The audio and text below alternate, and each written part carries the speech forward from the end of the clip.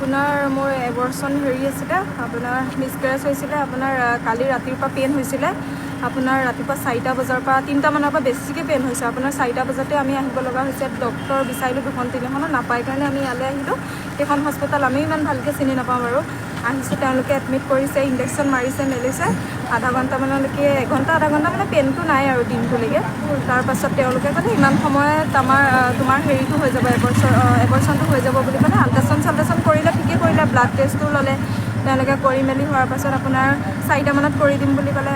তাৰপাছত আপোনাৰ এটা পজিটিভ পালে, হেপাটাইটিছ বি পজিটিভ পালে, যে তোমাক এনেকৈ এটা ছিকিউৰভাৱে কৰিব লাগিব, এনেকুৱা ৰুমত কৰিব লাগিব, আমাৰ এটা ডাঙৰ অপাৰেশ্যন আছে, সেইটো কৰাৰ পাছত কৰিব লাগিব বুলি ক'লে। ঠিক আছে, আমি ধৈৰ্য ধৰি থাকিলোঁ কিমান সময়লৈকে। 4টাৰ পৰা আপোনাৰ 5টা বাজি গ'ল। এই পোৱালি 2 বছৰীয়া পোৱালি লৈ আহিছোঁ, আপোনাৰ মোৰ বিশ্বনাথ চাৰিআলি ঘৰ, তাৰ পৰা আহিছোঁ।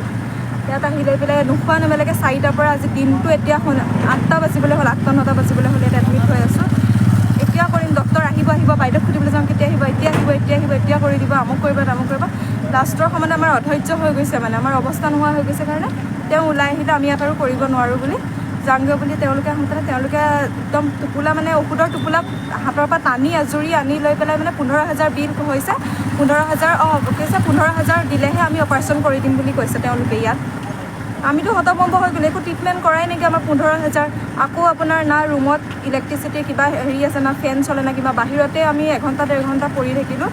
তথাপিও আমাক মানে 1500, এটা জেনেৰেল ৰুমৰ 1500 ভাড়া বুলি কৈ লৈ পেলাই সেইটোতো ফেনো নচলে, 1500 ফেনো নচলে, ফেন নচলে। তাৰপিছত আপোনাৰ তেনেকৈ কৰি বাহিৰত পেলাই থ'লে অলপ সময় থাকিলোঁ। তাৰপিছত এটা ল'ৰা আহি ইয়াত ঠিক কৰি মেলি দিলে বাৰু। আছোঁ সন্ধিয়া আপোনাৰ 5টামান বজাৰ পৰা ৰুমত সোমাইছোঁ আৰু। আছে ডক্টৰ নাই। তেওঁলোকে যদি কৰিব নোৱাৰে আমাক কথাখিনি কৈ দিব লাগিছিল। আমি আৰু বেলেগ আছে তাত গ'লোঁ হয়, চৰকাৰী মেডিকেল আছে তাত গুচি গ'লোঁ হয়। তেওঁলোকে ইয়াত হাও নক'লে, নাও নক'লে, না ৰিলিজ দিলে। তেওঁলোকে অকল 15,000 টকা দিব লাগিব, তেতিয়া অপাৰেশ্যন কৰি দিম বুলি ক'লে।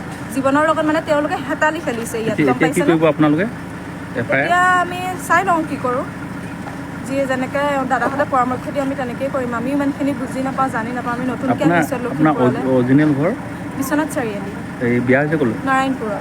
এতিয়া মানে নাৰায়ণপুৰ আপোনাৰ হয়, আমি মানে কামৰ সূত্ৰে আমি থাকোঁ আপোনাৰ এই লখিমপুৰ পহুমৰাত। আপোনাৰ মোৰ ইমাৰ্জেঞ্চি মানে অৱস্থা বেয়া কাৰণে আহিব লগা হৈছে।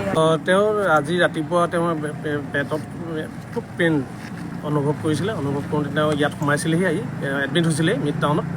আৰু তেওঁলোকে যি চিকিৎসা কৰিব লাগিছিলে, তেওঁলোকে ডাক্তৰ আহিব বুলি কৈ ৰখাই আজি গধূলি মানে 7:30 বজালৈকে তেওঁ মানে ডাক্তৰ অহাই নাই।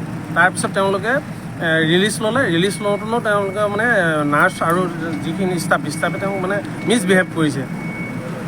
15,000 টকা দিয়ক, তেতিয়াহে আমি অপাৰেশ্যন কৰিম, এনেকুৱা কিছুমান বাৰে বাংকৰ কথা কৈ তেওঁলোকক মানে আজিৰ দিনটো ৰখাবলৈ চেষ্টা কৰিছে। আৰু তেওঁলোকে আমাক অভিযোগ দিলে আমি ইয়াত আহি পাইছোঁ। আৰু সম্পূৰ্ণ সত্য, তেওঁলোকে যিহেতু ৰাতিপুৱাৰ পৰা মানে ডাক্তৰ আহিব বুলি কৈ ৰখাই মানে এতিয়া এই মুহূৰ্তলৈকে ৰাখিছে। যিহেতু পেচেণ্টটো এতিয়া মানে অকণমান চিৰিয়াছে, তেওঁ পেটত বিষ অনুভৱ কৰিয়ে আছে বৰ্তমানলৈকে।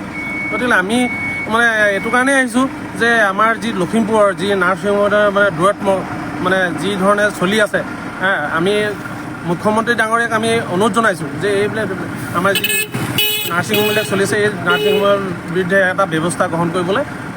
তেওঁলোকে যি ট্ৰিটমেণ্টৰ নামত যি মানুহৰ আভাস ভাঙি আছে, এইখিনি যাতে সোনকালে তেওঁলোকে এটা সঠিক সিদ্ধান্ত লৈ এইবিলাকক নাকি লোৱাৰ ব্যৱস্থা কৰে, তাৰ বাবে আমি অনুৰোধ জনাইছোঁ।